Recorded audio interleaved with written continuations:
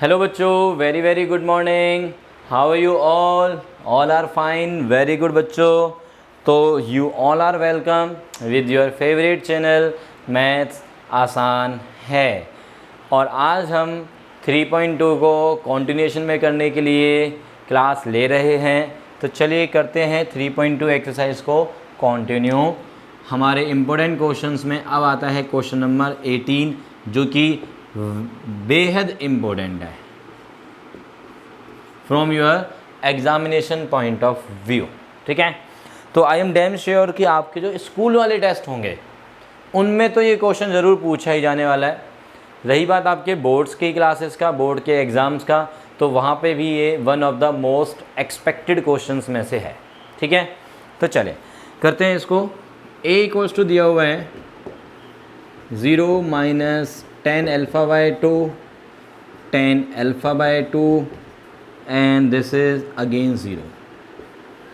साथ में आई identity matrix को वो लेके चल रहे हैं, ऑब्वियसली सेम ऑर्डर रखना है 2 बाई 2। ओके, तो नाउ हमें शो क्या करना है, I plus A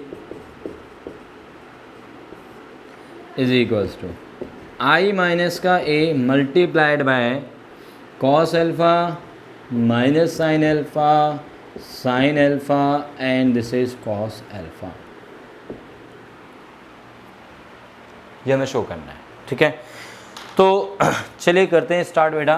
left hand side देखो, यहाँ पे दोनों साइड्स आपको निकालनी पड़ेंगे क्योंकि एक्चुअल में इसकी वैल्यू भी एक मैट्रिक्स की फॉर्म में है। इधर भी ये पूरा एक मैट्रिक्स मल्टीप्लाई बाय मैट्रिक्स, तो मैट्रिक्स इक्वल शो करनी है। तो आपको ये पता होना चाहिए कि मैट्रिक्स है क्या, लेफ़्ट साइड में भी और राइट साइड में भी। तो इसलिए आपको दोनों साइड सिंप्लीफाई करनी होंगी। तो पहले हम लेफ़्ट साइड चलते हैं। आई प्लस ए 1 0 0 1 बेटा प्लस ए मैट्रिक्स लिखेंगे हम 0 minus 10 alpha by 2, 10 alpha by 2 और दिस इज़ 0। चलो ऐड कर दो इन्हें, 1 माइनस 10 अल्फ़ा बाई 2, ये 10 alpha by 2 and this is 1। ठीक है, ये तो हो गया लेफ्ट हैंड साइड। अब राइट हैंड साइड पे आते हैं।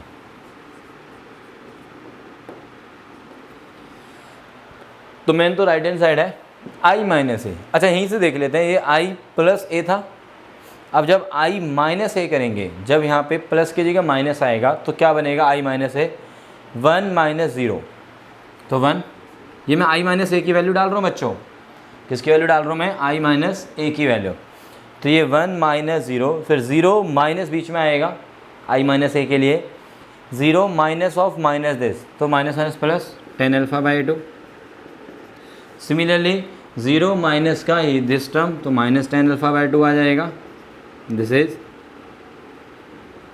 Minus 10 alpha by 2 and then next will be 1 minus का 0 इज 1। ठीक है, ये तो हो गया आई माइनस ए की वैल्यू। किसकी वैल्यू आ गई है, ये आई माइनस में ए इज इक्वल्स टू। ठीक है, फॉर राइट हैंड साइड ये हम कर रहे हैं। अच्छा, आई माइनस ए आ गया। अब फाइनली राइट हैंड साइड की वैल्यू क्या आएगी, आई माइनस ए इंटू में दिस मैट्रिक्स। तो ये जो मैट्रिक्स है वो क्या है, cos alpha minus sine alpha into में a cos alpha is equals to. चलो लिखते हैं भाई, आई माइनस ए की वैल्यू लिखो बेटा,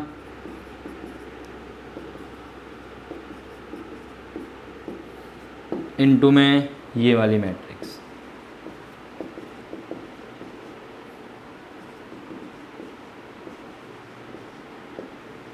ये लिख लिया आपने।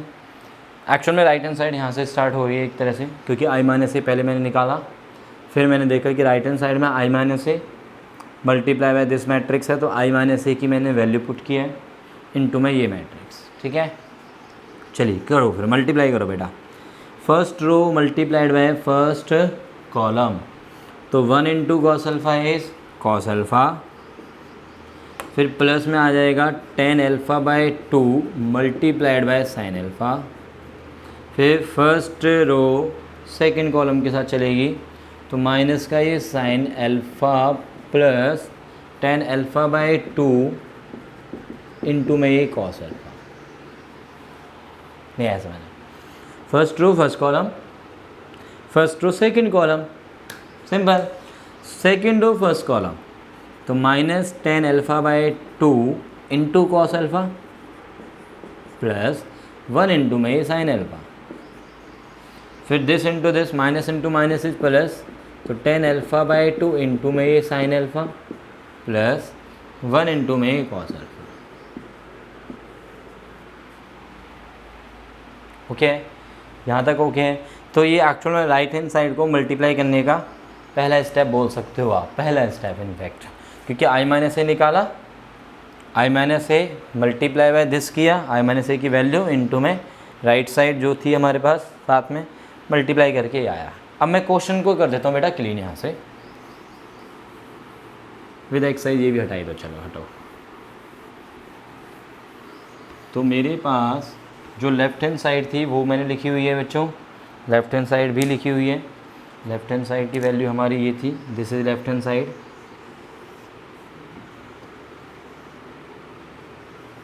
ओके, तो चलिए अब राइट हैंड साइड को आगे सिंप्लीफाई करते हैं ऊपर। This is equals to cos alpha, अच्छा जहाँ जहाँ टेन अल्फ़ा बाई टू है ना उसको मैं लिख रहा हूँ sign alpha by two upon cos alpha by to, but ten है ना, साइन अपॉन कॉस लिख सकते हो आप, ठीक है। तो ये आ गया cos alpha plus sine upon cos लिखो, चलो sine alpha by two upon में ये cos alpha by two into में ये साइन अल्फ़ा। ओके, सिमिलरली हर जगह कर दो change, minus sine alpha plus tan alpha by two को क्या लिख लो, sine alpha by two upon में कॉस अल्फ़ा बाई टू, साथ में cos alpha. Similarly here minus sine alpha by two upon में cos alpha by two into में ही cos alpha plus sine alpha. जो वैल्यू थी एज इट इज उतार रहा हूँ, बस टेन अल्फ़ा बाई टू के प्लेस पे क्या रख रहा हूँ बच्चों, sine alpha by two upon cos alpha by two, tan theta equals to sine theta by cos theta use कर रहा हूँ। तो here sine alpha by two upon cos alpha by two into में ये साइन अल्फ़ा प्लस में ये cos alpha. Okay है, ठीक है। अब एलसीएम ले लो बच्चों। नेक्स्ट स्टेप में क्या करना है, इसके अपॉन में जैसे 1 है, इसके अपॉन ये पूरा एक टर्म बन गई ना, ये वाली दो, this into this by this, तो ये जो एलसीएम आएगा और ये एलसीएम इसके साथ भी मल्टीप्लाई में चला जाएगा और पूरे के अपॉन में cos alpha by two. Similarly here also ये इसके साथ जाएगा पूरे के अपॉन में कॉस अल्फ़ा, मतलब सभी टर्म्स के अपॉन में, इसके भी अपॉन में कॉस अल्फ़ा बाई टू और इसके भी अपॉन में cos alpha by to after LCM, after LCM, ठीक है। तो एलसीएम लिया मैंने और कॉस अल्फ़ा बाई टू, क्योंकि सभी के अपॉन में आएगा बेटा, तो इसलिए मैं क्या कर रहा हूँ, बार बार ना लिख के 1 upon cos alpha by to में बाहर ले लेता हूँ सीधे सीधे। ऑब्वियसली ये एलसीएम लेने के बाद आएगा, ठीक है। तो बट एलसीएम लेने के बाद साथ के साथ क्या सिचुएशन बन जाएगी, cos alpha by two plus sine alpha by two into sine alpha, और अपॉन में जो कॉस अल्फ़ा बाई टू आएगा वो ले लिया मैंने बाहर। Similarly here minus sine alpha cos alpha by two plus sine alpha by two into में कॉस अल्फ़ा बेटा।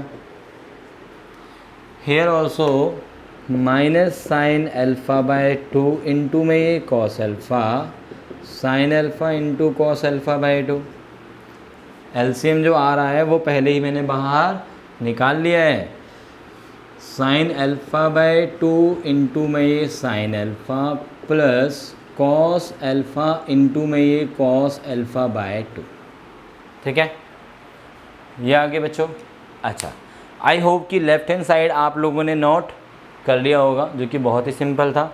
तो मैं लेफ़्ट हैंड साइड वाला पोर्शन भी अब हटा रहा हूँ, ठीक है, क्योंकि मुझे राइट हैंड साइड को सिंप्लीफाई करने के लिए थोड़ी सी जगह और चाहिए बच्चों। तो ना लेफ़्ट हैंड साइड याद रखना या लिख लो, नोट कर लो, ये थी, ठीक है। अब आगे बढ़ते हैं।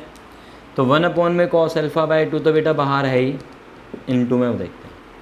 अब यहाँ पे फॉर्मूले बन रहे हैं, कौन से, फिर से ट्रिग्नोमेट्रिक फॉर्मूले यस आई नो कि तुम्हें याद नहीं है, कुछ बच्चों को याद है ऑब्वियसली, बट जिन बच्चों को याद नहीं है तो मैं फिर से सजेस्ट करूँगा बेटा, देखो ट्रिग्नोमेट्रिक फॉर्मूले याद करना बहुत बहुत ज़रूरी है।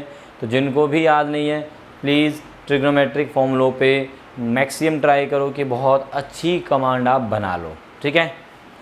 So this is now cos A cos B plus sine A, यहाँ पे लिखा हुआ है sine A sine B, cos A cos B plus sine A sine B, तो cos A minus B, cos A minus B, cos A minus B. Similarly अब देखेंगे यहाँ पे साइन ए, इसके यहाँ से स्टार्ट कर रहा हूँ मैं, sine A cos B plus का है minus minus cos A sine B, सही है ना, sine A cos B minus cos A sine B, तो साइन ए माइनस बी, तो साइन ए कौन है अल्फ़ा बाय 2 और बी कौन है alpha. Similarly in the next sine A cos B, यहाँ से स्टार्ट करो, sine A cos B plus वाले से स्टार्ट कर रहा हूँ हर बार, sine A cos B minus cos A कौन है यहाँ पे अल्फ़ा, यस, तो कॉस ए साइन बी मिल रहा है, sine A cos B minus cos A sine B, तो sine A minus B, very good, तो this is sine A minus B. Are you all getting? Simple है बेटा, बस trigonometric फॉर्मूलों का use किया जा रहा है। अब यहाँ पे देखो sign A sine B plus cos A cos B, sign A sine B cos A cos A, तो कॉस ए से स्टार्ट करते हैं, cos A cos B plus sine A sine B, तो कॉस ए माइनस बी।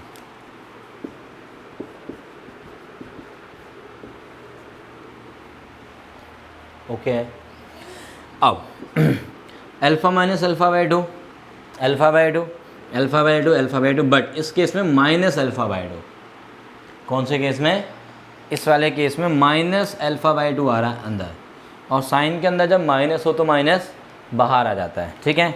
तो हमारे पास आया finally 1 upon में cos alpha by 2, here cos alpha by 2 minus sine alpha by 2, sine alpha by 2 और कॉस अल्फ़ा बाय 2।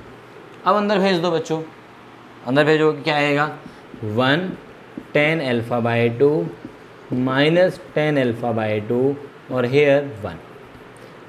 क्या यही left hand side थी? चेक करो, लेफ्ट हैंड साइड जो हमने निकाली थी आई प्लस ए, यही थी same, which is equals to left hand side happily proved. Okay, तो बच्चों ये कुछ भी नहीं है क्वेश्चन में, सिर्फ और सिर्फ क्या करना था, लेफ्ट हैंड साइड अलग सॉल्व करनी है, राइट हैंड साइड को सॉल्व करते समय यहाँ पे एक मल्टीप्लाई किया हमने बस, और उस मल्टीप्लाई में जो आया tan अल्फ़ा बाय 2 उसको साइन कॉस में चेंज करते रहे, एलसीएम लेके साइन ए कॉस बी वाले फॉर्मूले बन गए, ठीक है, और फिर फॉर्मूले की वैल्यू डालते हमारा right hand side left hand side के इक्वल आ गया, तो hence happily proved. Got it? Okay, so now अब हम आते हैं क्वेश्चन नंबर 21 एंड 22 में, ठीक है।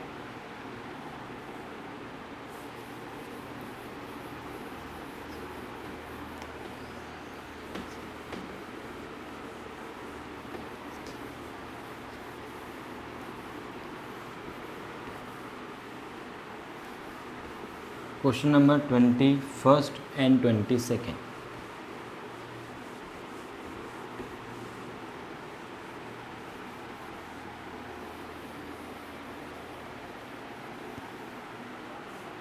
हाँ जी, क्वेश्चन नंबर 21 बोलता है कि X Y Z W N P, देखो X Y Z W N P, ये 5 मैट्रिक्स दी हुई है बेटा, इनके ऑर्डर्स लिख रहा हूँ मैं, 2 बाय एन दिया हुआ है, ये 3 बाय के 2 बाय पी, ये स्मॉल पी है, ये कैपिटल पी है मैट्रिक्स, ये n बाय 3 और ये p बाय के, ये 5 मैट्रिसेस हैं विद द ऑर्डर्स मैंने आपके सामने लिख दिए हैं, ठीक है। अब बोलता है choose the correct answer. Okay, मतलब MCQ टाइप का है। The restriction on N K N P, N K N P के ऊपर रिस्ट्रिक्शन बतानी है क्या होगी। What is the restrictions on N K and P so that P into Y plus W into में Y will be defined, ये value defined हो जाए। इसके डिफाइंड होने के लिए N K और P पे क्या रिस्ट्रिक्शन होंगे वो हमें बताने हैं। ठीक है, तो इसमें देखो मैट्रिक्स मल्टीप्लिकेशन यूज हो रहा है, यहाँ भी मैट्रिक्स मल्टीप्लिकेशन है और यहाँ एडिशन है बीच में। ठीक है, तो matrix multiplication P into Y को डिफाइन करते हैं। पहले किसको डिफाइन करते हैं? P into Y. तो P इंटू वाई कब डिफाइंड होगा? P की नंबर ऑफ, P का ऑर्डर लिख लो पहले, देखो P बाय के और Y का ऑर्डर क्या है बच्चों बोलो? 3 बाय के। तो P into Y is defined when K equals to 3, है ना, ये दोनों इक्वल होने चाहिए। तो for P Y to be defined we must have K equals to 3। ठीक है, and then P into Y का ऑर्डर क्या बनेगा? P इंटू वाई का ऑर्डर क्या होगा बोलो? P by K. तो वो लिख दिया मैंने P बाय के, चलो ऐसे लिख देता हूँ यहाँ पे P बाय के का ऑर्डर लिख दिया ना मैंने, which will be P by K. तो नाउ इसके डिफाइंड होने के लिए K इक्वल्स टू 3 पहली कंडीशन आ गई है बच्चों, और साथ के साथ क्या आ गया मेरे पास? साथ के साथ आ गया कि इस पूरी मैट्रिक्स का ऑर्डर क्या होगा? P बाय के होगा इसका ऑर्डर। अब हम बात करते हैं W इंटू वाई की। तो W इंटू वाई के लिए देखते हैं W का ऑर्डर क्या है मेरे पास? N बाय 3 और Y का ऑर्डर है 3 बाय के। तो W इंटू वाई तो ऑलरेडी डिफाइंड है, उसके लिए कोई रिस्ट्रिक्शन नहीं चाहिए हमें। बट W इंटू वाई का ऑर्डर क्या बनेगा? का ऑर्डर क्या बनेगा बोलो जी? N बाय के। क्या बनेगा? N bye K. तो इसका मतलब ये भी डिफाइंड ऑलरेडी है और इसका ऑर्डर है N बाय के। अब ये एक तरह से एक मैट्रिक्स है जिसका ऑर्डर है ये दूसरी मैट्रिक्स है जिसका ऑर्डर ये है। अब इन दोनों को क्या करना है? मुझे क्या करना है? एडिशन करना है। यस, और एडिशन करने के लिए क्या होता है? ऑर्डर सेम होते हैं। इसका मतलब इसकी नंबर ऑफ रोज और इसकी नंबर ऑफ रोज क्या होनी चाहिए? सेम होनी चाहिए। तो for addition to be define, इस एडिशन के लिए P इक्वल्स टू N होना चाहिए and K equals to K होना चाहिए, जो कि ऑलरेडी है। तो इसका मतलब ये हुआ कि इस पूरे को डिफाइंड होने के लिए क्या क्या चाहिए? एक तो K इक्वल्स टू 3 चाहिए, दूसरा P और N आपस में क्या होने चाहिए? इक्वल होने चाहिए। तो फाइनली हमारे पास 2 रिस्ट्रिक्शंस आ गई हैं। सो फाइनली हमारे पास 2 रिस्ट्रिक्शन आ गई हैं, K must be 3 and P and N must be equal. तो आई होप कि ये ऑप्शंस में दिया हुआ है A, तो A option is the correct one. समझ में आया है? Are you getting? बच्चों समझ में आ रहा है? अच्छे से समझ में आ रहा है? Very good. इसका सेकंड पार्ट भी देख लेते हैं, वो थोड़ा छोटा है। बोला हुआ है कि N और P इक्वल दे दिए जाएं। कौन से? स्मॉल n और स्मॉल p। ठीक है, ये सारे के सारे मतलब ये N और P क्योंकि इक्वल है तो ये इक्वल हो जाएंगे सारे। तो N इक्वल्स टू P वो लेके चल रहा है। अब सेकेंड क्वेश्चन में, सेकेंड पार्ट में बोलता है कि 7x माइनस 5z का ऑर्डर बताओ यार। देखो x जो भी मैट्रिक्स है उसको यदि मैं 7 से मल्टीप्लाई करता हूँ तो मल्टीप्लाई किसी नंबर से जब हम करते हैं मैट्रिक्स को तो उसके ऑर्डर पे कोई फ़र्क नहीं पड़ता। फिर इसका मतलब 7 इंटू एक्स जो मैट्रिक्स आएगी उसका भी ऑर्डर क्या रहेगा? Same 2 by n।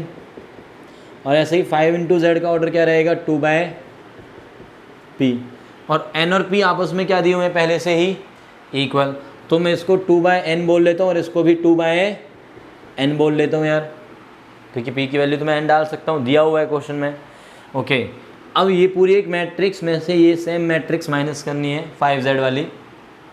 7x में से 5z मैट्रिक्स माइनस करेंगे तो माइनस करके कौन सी मैट्रिक्स बनेगी? 7x माइनस 5z नाम की।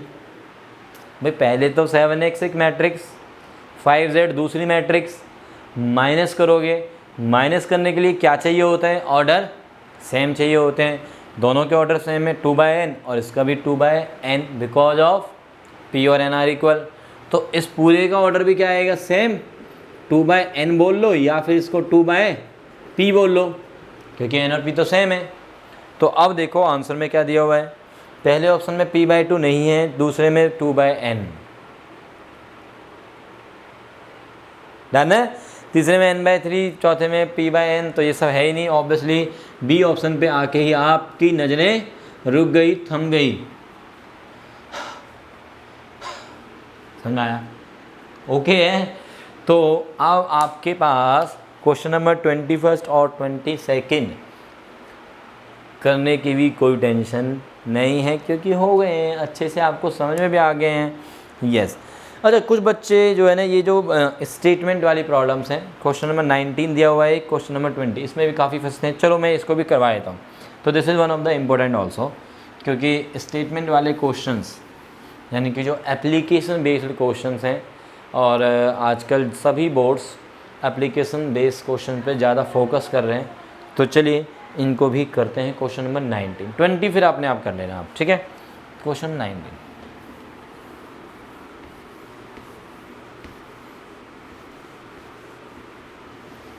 आई होप कि आपको बड़ा मज़ा आ रहा होगा कि यार चलो NCERT भी आराम से राजीव सर समझा रहे हैं, है ना, और कॉन्सेप्ट तो पहले ही बता दिए थे सर ने, काफ़ी क्वेश्चंस तो NCERT के हो ही गए थे हमसे खुद से ही, और जो बचे हुए हैं वो भी अब टेंशन लेने की ज़रूरत नहीं है। बहुत ही बढ़िया बेटा। तो क्वेश्चन नंबर 19 पे आ रहे हैं हम। बोलता है a trust fund has 30,000 rupees that must be invested in 2 different types of bonds. तो एक ट्रस्ट फंड है जिसके पास 30,000 रुपये हैं टोटल भाई, और उसने क्या करना है, 2 टाइप्स के बॉन्ड्स में उसे इन्वेस्ट कर देना है, ठीक है। फर्स्ट बॉन्ड जो है वो 5% का इंटरेस्ट देती है, और जो सेकंड है वो 7% का, ठीक है। Using matrix multiplication determine how to divide ₹30,000 among the 2 types of bonds if the trust fund must obtain an annual interest of ₹1,800। 1,800 रुपये का उसको टोटल इंटरेस्ट मिले। ये जो अमाउंट होगी 30,000 में से कुछ अमाउंट यहाँ पे दे रहा है, और वो कुछ के लिए क्या मान लो बेटा, x रुपीज़, और यहाँ पे कितने बचे हुए रुपीज़ हैं, ऑब्वियसली 30,000 माइनस का x रुपीज़। x रुपीज़ की अमाउंट ट्रस्ट फंड ने 5% इंटरेस्ट पे उठा दी एनुअल, ठीक है, और ये वाली जो अमाउंट है वो 7% एनुअल पे उठा दी। अब आप ये सोच रहे होंगे कि सर क्यों ना ट्रस्ट फंड को 7% पे सारे के सारे उठा देने चाहिए। देखो बेटा, ज़्यादा लोभ जो है ना वो अच्छा नहीं होता है, क्योंकि यदि ये ट्रस्ट फंड का सारा पैसा यहाँ पे होगा और मान लो कि इस कंपनी को कुछ भी नुकसान हो गया तो ट्रस्ट फंड के पास कुछ भी नहीं होगा फिर। तो इसलिए क्या करते हैं, हमेशा जो टोटल अमाउंट होती है उसको छोटे छोटे पार्ट्स में ही इन्वेस्ट करना सही होता है। मतलब ये लाइफ का भी फंडा है, ठीक है। तो चलिए अब अपने पास ये दोनों अमाउंट्स हो गए हैं, इसको डिवाइड कर दिया 30,000 को 2 पार्ट्स में, यहाँ से 5% का इंटरेस्ट, यहाँ से 7% का इंटरेस्ट, और टोटल इंटरेस्ट कितना कमाना है उसको, टोटल इंटरेस्ट कितना लेना है 1,800 रुपीज़। कितने रुपीज़ बेटा, 1,800। तो टोटल इंटरेस्ट कब बनेगा हमारा भाई, ये वाला इंटरेस्ट प्लस में ये वाला इंटरेस्ट, ये तो करना है मुझे। ओके, तो क्या करना है कि ये जो है अमाउंट हमारे पास x और दिस अमाउंट इन्वेस्टेड, इसके लिए एक मैट्रिक्स बना दो कि x रुपीज़ और दूसरा हो गया हमारे पास 30,000 माइनस का x से। इंटरेस्ट के लिए एक अनदर मैट्रिक्स बना दो, ये 5% यानी कि 5/100 और ये 7/100। देखो अब आप ये सोच रहे होंगे कि सर ने इसको एक रो में रखा, इसको एक कॉलम में रखा, क्यों रखा ऐसा। सिंपल सा क्या है, इन क्वेश्चंस को करने का एक फंडा मैं बता दूँ, कुछ नहीं करना है इनमें, एक रफ़ ऑर्डर में पहले काम करो।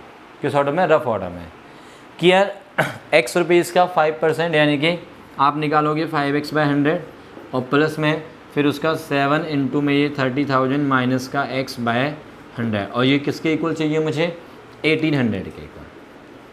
तो ऐसी इक्वेशन बनानी है, एक्चुअल में ये इक्वेशन आनी चाहिए, यहीं से तो x की वैल्यू निकलेगी।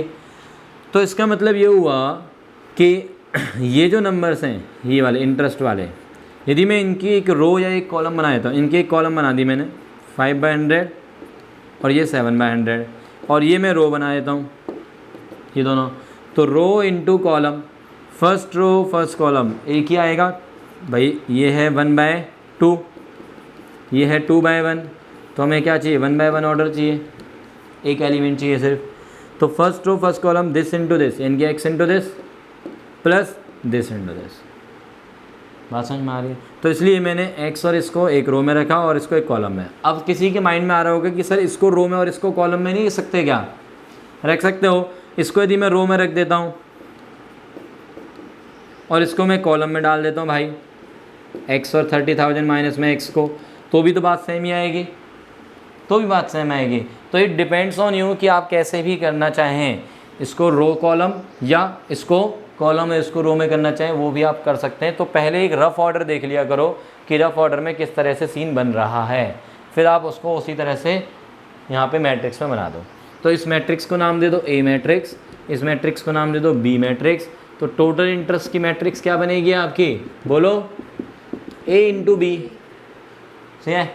तो पहला पार्ट कहता है 1800 रुपये का इंटरेस्ट चाहिए भैया उसको। तो A इंटू B क्या है अकॉर्डिंग टू क्वेश्चन, 1800 रुपीज़ की मैट्रिक्स 1/1 ऑर्डर की अकॉर्डिंग टू क्वेश्चन। तो बना दो जी, अब लिख दो x this value is equals to 1800। तो यहाँ से वही इक्वेशन बनेगी, समझ में आ रहा है? Very good.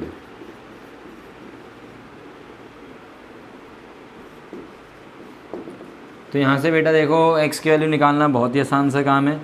5x 2 1 1 2 3 4 7x 1800 1 2 3 4 100 चला गया उधर। तो यहाँ पे क्या बचा, -2x दिस। तो x की वैल्यू सॉल्व कर लेना बेटा, ये आ रही है 15,000। इसका मतलब पहला जो अमाउंट है 15,000 रुपये यहाँ पे दे दिए ट्रस्ट फंड ने, और यहाँ पे कितने बचेंगे, 30 माइनस 15,000 रुपये। तो आधा आधा हिस्सा उसने ट्रस्ट फंड ने दे दिया इन दोनों बॉन्ड्स में, और the trust fund will get rupees 1800 per annum as an interest. ठीक है। अच्छा, यदि वो 2000 कर देता है, सेकंड पार्ट बोल रहा है, तो बस आपको कहाँ पे चेंज करना है, बस यहाँ 1800 की जगह 2000 कर देना for the second part. Got it? तो आई होप कि आप सभी जो बचे हुए क्वेश्चंस हैं उनको कंप्लीट कर लेंगे। तो 3.2 के वट एवर भी द इम्पोर्टेंट क्वेश्चंस वो मैंने आपको यहाँ पे करवा दिया है। तो ओके बच्चों, तो आगे हम कंटिन्यू करेंगे 3.3 के साथ, थर्ड चैप्टर को कंप्लीट करेंगे as soon as possible. And please अपने दोस्तों को शेयर करना मत भूलिएगा, आप बेनिफिट उठा रहे हैं, बहुत अच्छी बात है। I am really appreciating you कि यदि आप उनको शेयर करते हैं, एंड उनको भी बोलिएगा कि ये सब्सक्राइब करें, सो दैट उनको 12th में 11th में जो उनके जूनियर्स हैं उनको कोई भी कैसी प्रॉब्लम मैथ्स को लेके ना आए। ठीक है। तो थैंक यू बच्चों, ओके बाय बाय।